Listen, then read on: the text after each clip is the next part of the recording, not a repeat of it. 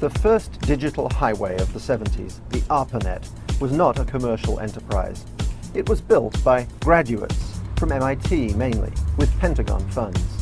It linked mainframes on campuses and was developed by academics for academics. The arrival of the PC changed all that.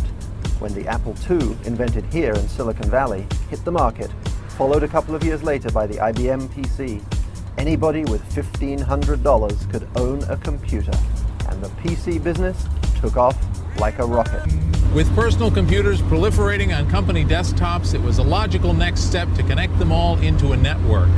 Logical maybe, but first someone had to figure out how to do it. And the guy who did was Bob Metcalfe. Metcalfe is one of those super bright geeks who started his computer science career as a summer job. I took computer programming courses because my fraternity brothers told me that if I took 6251, which was systems programming, that I could get a job in the summer for appreciably more than I was then getting during the summers as a cabana boy. I was at Harvard, miserable and unhappy, looking for research, and I ran across opportunities to work on the ARPANET. He turned his postgraduate thesis at MIT into a research job at Xerox PARC. The guys at Xerox PARC were living in the future. The real world wouldn't see the IBM PC until 1981, or the Macintosh until 1984.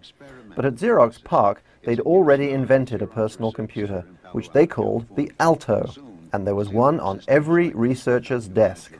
We knew as a fact what the world was going to look like 10 years, because we had already built it and we saw that it worked. So we knew what to do. First you do this, then you do this, because we did it already. People don't get how revolutionary that was, but it was our research goal to put a computer on every desk, let alone every building.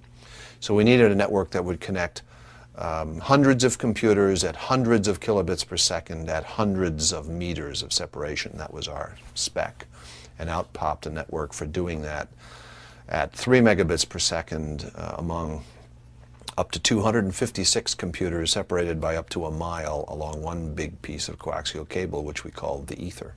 First they were able to just send a few signals back and forth, and then a few bytes back and forth, then entire packets, and then they were able to do entire streams of packets. And after a while it really worked, and they created a lot of Ethernet boards, and everybody in PARC who had an Alto got a board, and we could start using the Ethernet. It was a pretty exciting time. Bob Metcalfe isn't just a clever technician. Bob's also street smart. He decided he could make a few bucks out of his Ethernet brainwave, so he opened up the directory of venture capitalists. Starting in November '78, I started going through that directory, having breakfast, lunch, and dinner with everybody I could find in that directory.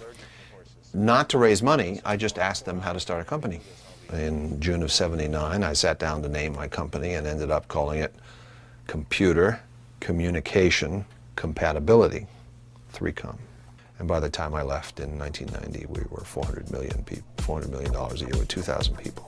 And now, in 1997, 3Com is a $5 billion company with 12,000 people.